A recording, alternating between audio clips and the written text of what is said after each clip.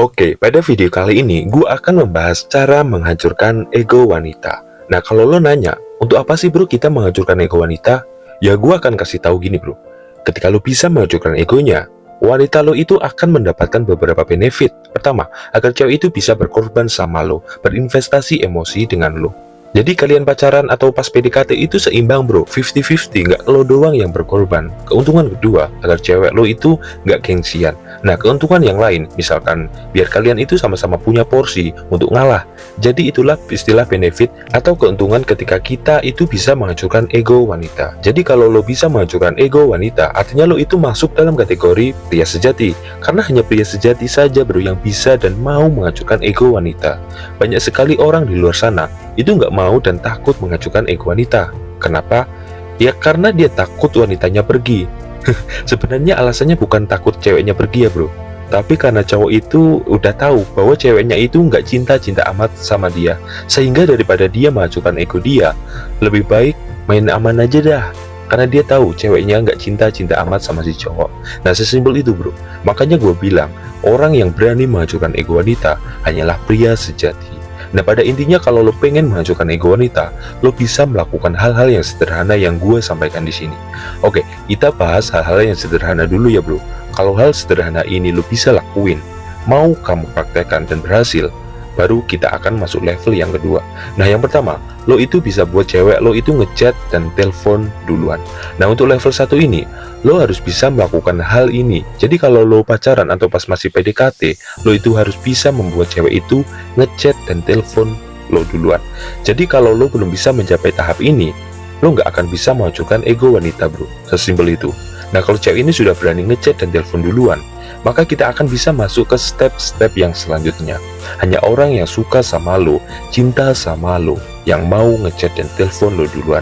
Dan contoh prakteknya adalah lo bisa minta tolong ke cewek lo untuk nyuruh dia untuk bangunin lo di pagi hari, entah di chat atau di telepon. Dan itu konsisten ya bro. Mungkin bisa setiap hari atau seminggu 3 kali atau 4 kali, yang penting itu konsisten.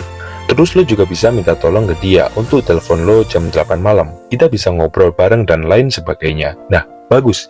Ini adalah ketika cewek ini punya inisiatif duluan bro. Nah, kalau cewek ini punya inisiatif duluan, maka kita menghancurkan egonya itu jauh lebih mudah daripada kita harus inisiatif duluan.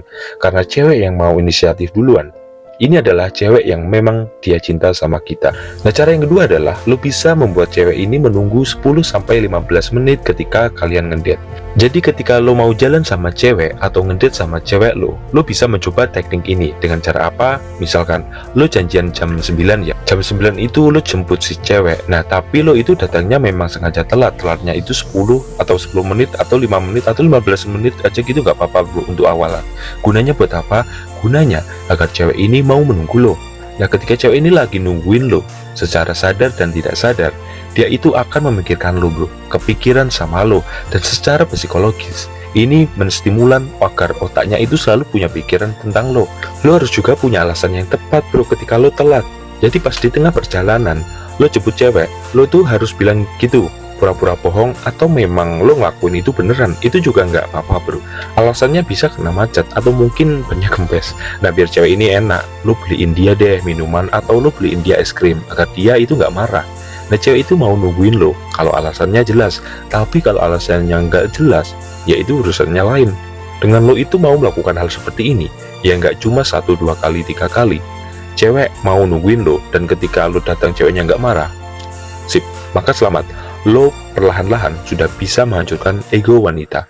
Gue pribadi emang melakukan hal ini ya awal-awal ketika gue dulu waktu sekolah pas itu pacaran sama cewek gue.